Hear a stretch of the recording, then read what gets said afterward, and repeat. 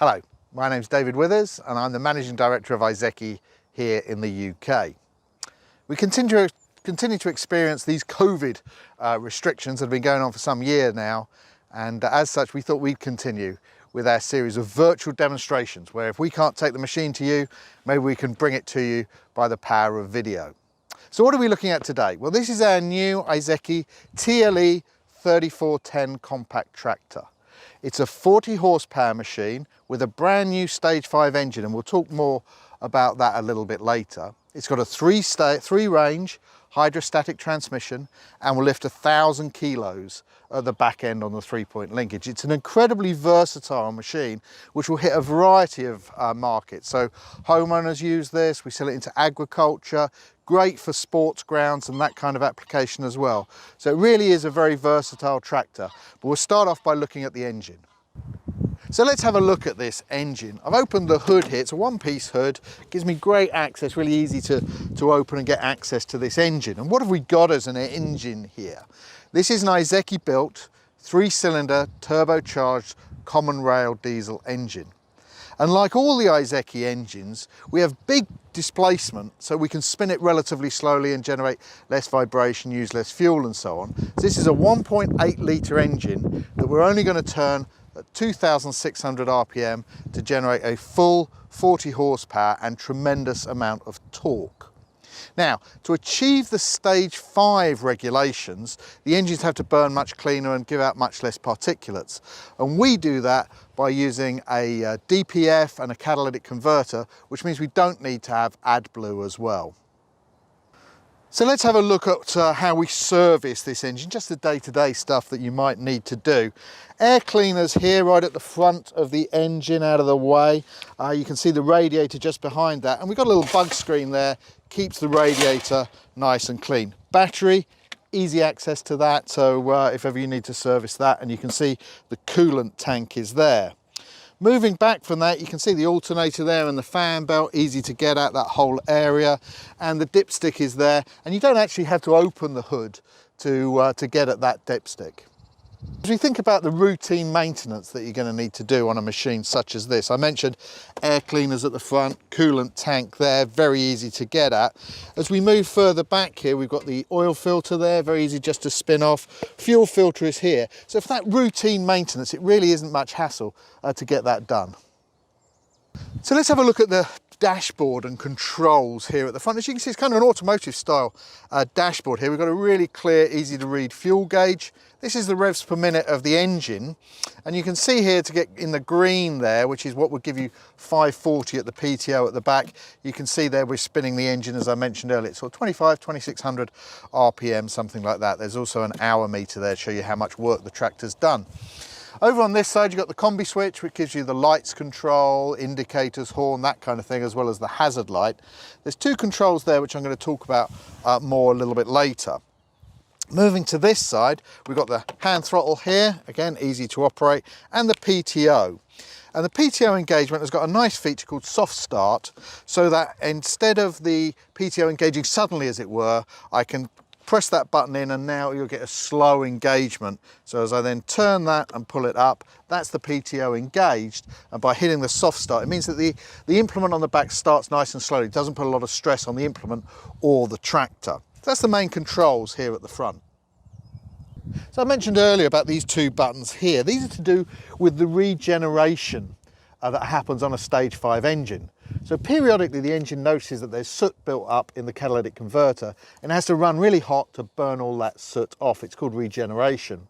Now sometimes if that was happening when you're actually using the tractor out on the grass or somewhere like that, you probably don't want it happening there. So if I press this upper button here, that will kill the regeneration if it starts. Once you've done that a couple of times, the engine does need to regenerate. So when you're parked up somewhere, it's somewhere convenient for you to do so, if you then press the lower button, that will induce a regeneration of the catalytic converter, and then that will re-sort out the engine again. So one of the things you'll notice as you look at all the controls is there's 3 primary colours you'll see: orange, yellow and grey. Now anything orange is to do with the forward motion or rearward motion of the tractor. It's to do with the traction circuit. So as we look at the controls on the left hand side here, This is the range selector.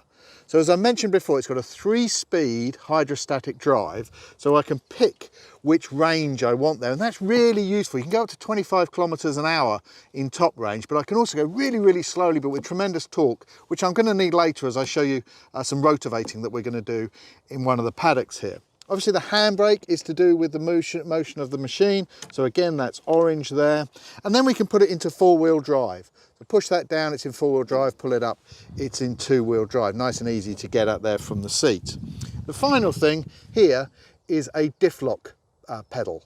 So in the event of really extreme conditions where the 4-wheel drive isn't giving you enough, you can just stamp on that with your heel, and that will actually put it into a Diff Lock situation, which gives you a tremendous amount of traction. So that's the main controls down the left-hand side of the machine. Okay, so I'm now sat on the seat here. One of the things I can do, this is a full suspension seat, and I can adjust that based on my weight, just with that control there. I can go forwards and backwards as well, just to get myself really comfortable. It is a very, very comfortable tractor to operate. One of the other things that we've changed between the TLE3410, which is the predecessor to this one, and this new TLE3410, is we've now got a twin lever control for the forward and reverse. So this one I go forwards, this one I go backwards. It's so easy and so little fatigue for the operator to use. It's tremendous, actually, really, really comfortable. Foot brake there, obviously, if you need to stop. Then here, this is the machine comes standard with one double acting spool valve. You can have a second one as an option. I just control that there again with this grey lever, which is to do with the PTO and so on. And then this final one here is the position control for the 3-point linkage. So again, I can lift and lower that. That will lift that 3-point linkage up, as I mentioned before, which will lift 1,000 kilos at the balls, 810 kilos, 24 inches behind the balls, which is a tremendous lift for a tractor of this size. So that's the controls of the machine we've had a look at. We're now at the back of the tractor. So as we look through here, this obviously is where you're going to put your number plate.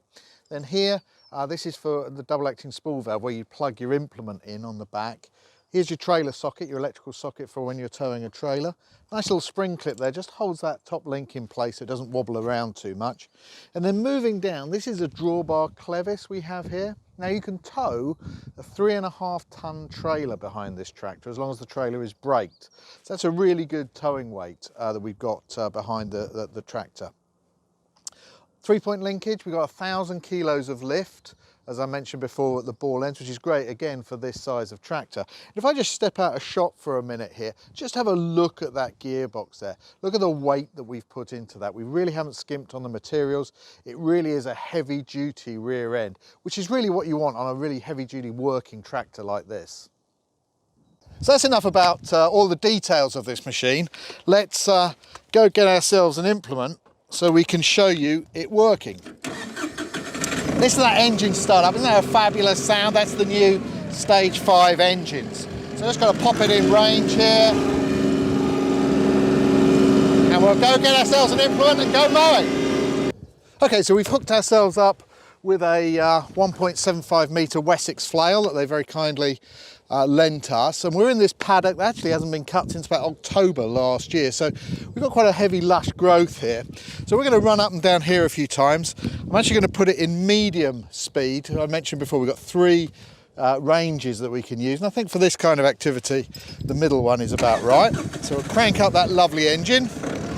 I've put it on soft start because on a flail I don't particularly want to impact that really quickly. And I'm going to let the handbrake off. We're going there. So here we go. So I'm going to just rev it right up, and now I'm going to drop the flail into position. And now I've done the soft start. You hear the engine note change. That is the flail now fully engaged. We can go reasonable speed. We've got plenty of torque, plenty of power. Just going to knock all this down. Now, one of the other things I mentioned was that we've actually got a double acting spool valve here. And in fact, on this machine, I can move the flail side to side, depending on what I want to do. So as you can see here, we've actually changed the tractor over to these wide agricultural tyres. Now the tractor itself, you saw it earlier on the turf tyres, they're standard, or there's a narrow ag that's also standard, but you have got the option of upgrading to these slightly wider ag tyres, and for what I'm doing here, which is going to be some rotavating, I've gone with these slightly wider tyres. Other options you can get, we can put a C3 loader on the front, which is a great powerful loader that will fit straight onto this machine, and you also have the option of a second spool valve on the back. One spool valve comes as standard, but you have got the option of a second. So there are options and other things that you can accessorise the tractor with. So another job we're going to do here, which really is going to highlight the benefit we get from the low range, because I'm going to do some rotavating, which I need to do pretty slowly. We've had this organic matter put onto this paddock here, and we want to rotovate it in, so we've got to go pretty slowly because we really want to get that churned up. So let's give that a go and see how we get on. So I'm going to start the engine. So this time I'm going to put it into the lowest of the gears, and I've got to start the PTO here, so I pull that on, off we go. So now we're just going to creep forwards because I really don't want to go very quick. I just want to let it do its thing here. Just breaking up the material. Again, this is a Wessex rotavator they kindly lent us. You can see I've got complete control of the tractor here. It's not pushing me forwards that often happens with a rotavator, because I've got such control because I'm in that lower gear.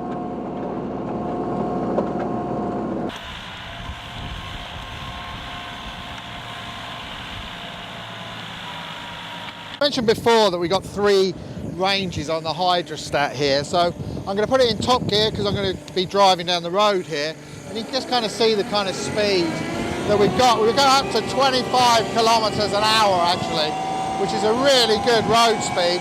Still very comfortable. I've got great visibility with 2 big mirrors. It's a really good tractor on the road.